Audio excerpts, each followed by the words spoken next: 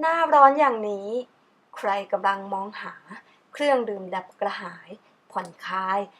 สบายๆทำได้ง่ายๆที่บ้านต้องนี่เลย Red Sangria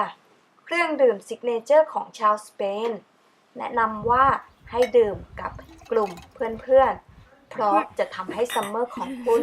เต็มไปด้วยความสดใสซาบซ่านสนุกสดชื่นและอาจจะได้สาโดยไม่รู้ตัวอีกด้วย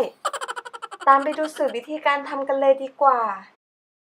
จริยาพาชิม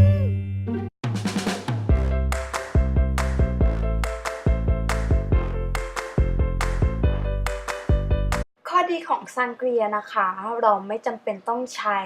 ไวน์ที่มีราคาแพง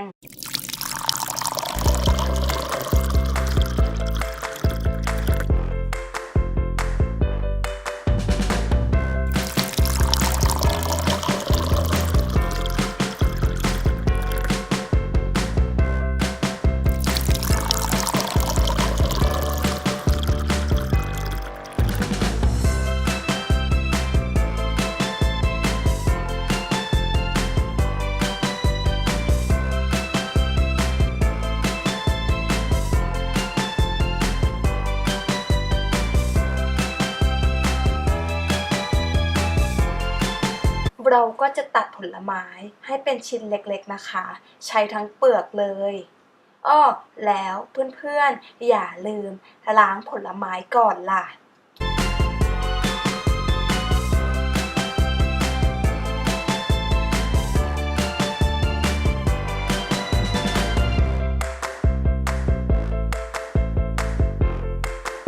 เราอาจจะใช้น้ำตาลทรายแดง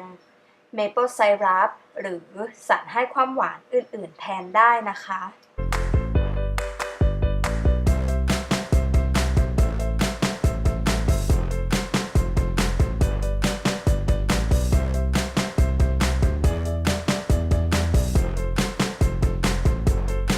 ลองชิมดูก่อนนะคะ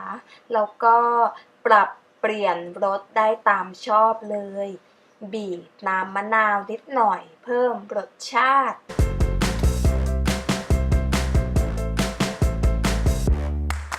จากนั้นเราก็จะแรปด้วยพลาสติกนะคะ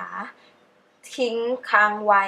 ในตู้เย็นประมาณ1 คืน วันต่อมาก็พร้อมเสิร์ฟได้เลยค่ะ จะดื่มคู่กับแอปเปิลไทเซอร์หรือกับแกล้มอื่นๆก็แล้วแต่ตามชอบเลย